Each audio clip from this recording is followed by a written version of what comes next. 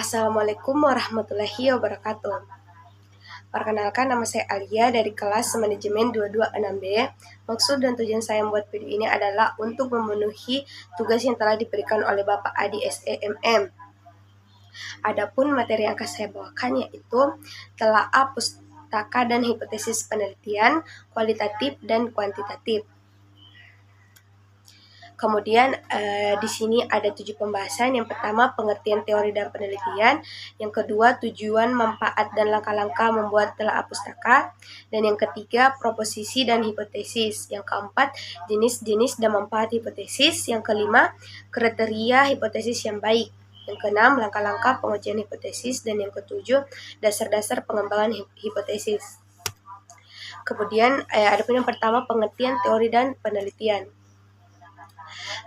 Teori adalah hubungan beberapa konsep atau suatu kerangka konsep atau definisi yang memberikan pandangan sistematis terhadap gejala-gejala atau fenomena-fenomena dengan menentukan hubungan spesifik antara konsep-konsep tersebut dengan maksud untuk menguraikan, menerangkan, meramalkan atau mengendalikan suatu fenomena. Kemudian penelitian adalah serangkaian kegiatan yang dilakukan secara sistematis untuk mendapatkan informasi ilmiah mengenai serentetan peristiwa dalam langkah pemecahan suatu permasalahan. Kemudian yang kedua, tujuan, manfaat, dan langkah-langkah membuat telaah pustaka.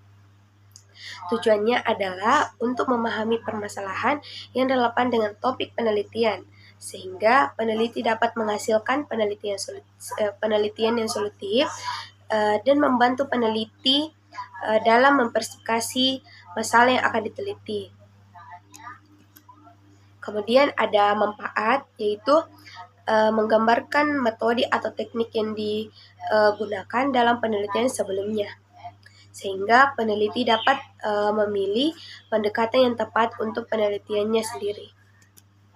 Kemudian langkah-langkahnya adalah yang pertama, menentukan topik dan ruang lingkup. Yang kedua, mencari literatur yang relevan sampai dengan menulis telaah pustaka. Yang ketiga, proposisi dan hipotesis.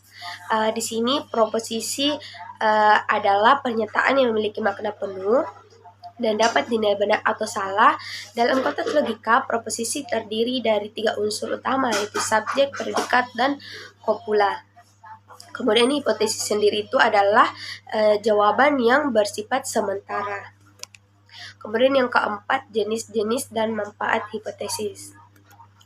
Kemudian jenis-jenis dan manfaat hipotesis, yang pertama itu jenis-jenisnya. Yang pertama, hipotesis nol atau HO.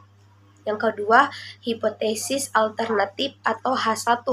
Kemudian ada manfaatnya, yaitu mengarahkan penelitian, hipotesis menjelaskan masalah penelitian dan pemecahannya secara rasional. Yang ketiga, hipotesis menyatakan variabel-variabel penelitian yang perlu diuji secara empiris. Adapun yang kelima yaitu kriteria hipotesis yang baik. Yang pertama, jelas dan spesifik, dapat diuji. Yang ketiga, dapat dibuktikan salah atau fleksibel, sampai dengan relevan dengan pertanyaan penelitian. Yang keenam, langkah pengujian hipotesis yang baik. Yang pertama, rumusan hipotesis. Yang kedua, menentukan jenis uji statistik, tentukan tingkat signifikan, mengumpulkan data, analisis data, dan menentukan nilai P atau p-value. Yang ketujuh, dasar pengembangan hipotesis.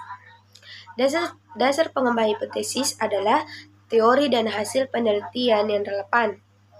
Teori merupakan landasan yang kuat untuk merumuskan hipotesis karena kebenarannya sudah diakui secara umum. Dasar pengembangan hipotesis, teori yang mendasari atau mendukung perumusan hipotesis, hasil-hasil penelitian relevan, rumusan masalah penelitian, telaah pustaka atau landasan teori dan penelitian terdahulu.